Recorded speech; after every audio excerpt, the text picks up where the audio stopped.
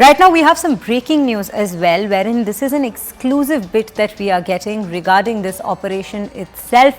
And what we are understanding is that Lashkar top leadership is behind the killings. The top intelligence sources have said that these killings was done possibly by foreign terrorists supported by locals. They are in touch with top trainers like Sajid Jat and Qasim. This is a deadly group and they specialize in ambush.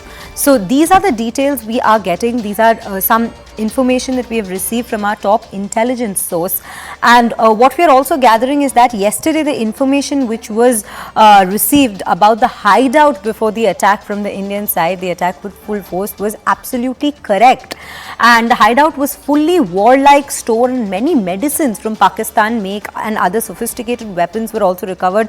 All the details that we have already brought to you earlier, yesterday itself, about what all was recovered from those hideouts. And we have Ishan Wani joining us. Ishan, these are the updates that we are getting, and what we are learning is the fact that these killings, like we had already been speaking about it, these killings have been conducted by foreign terrorists. And what comes into focus is right now the kind of resources they have, the kind of medicines or the kind of equipments and the sophisticated weapons they are using. If we could just get some more context as to firstly how they are getting delivered to them, and secondly the kind of hideouts we are also speaking of here.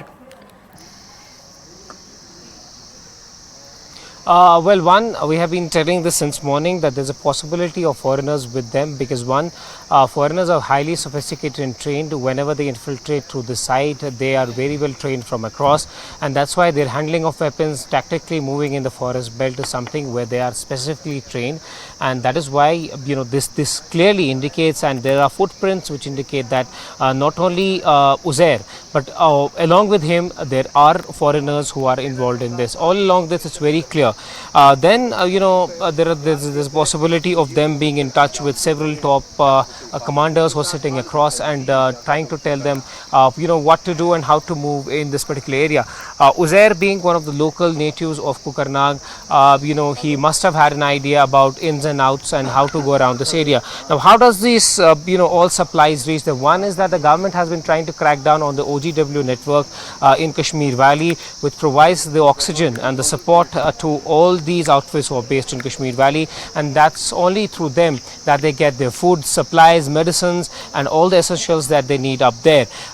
There was a lead, and based on the human intelligence input, that there's a possibility of them being there, and that's when the operation was launched. Now remember, the forces have been maintaining an upper hand on the situation, and they are trying to prevent any such attacks, but this casualties is something which we haven't seen forces taking from a very long time. It's important to also mention here is that the group is specialized in carrying out these ambushes, because we have seen such groups in Poonch Rajouri, and now we are seeing these groups being active in Kashmir as well. Right, Ishan. Ishan, thank you for bringing us all those details, and we will keep coming back to you for more such updates and details on any lead that we are getting regarding this particular operation.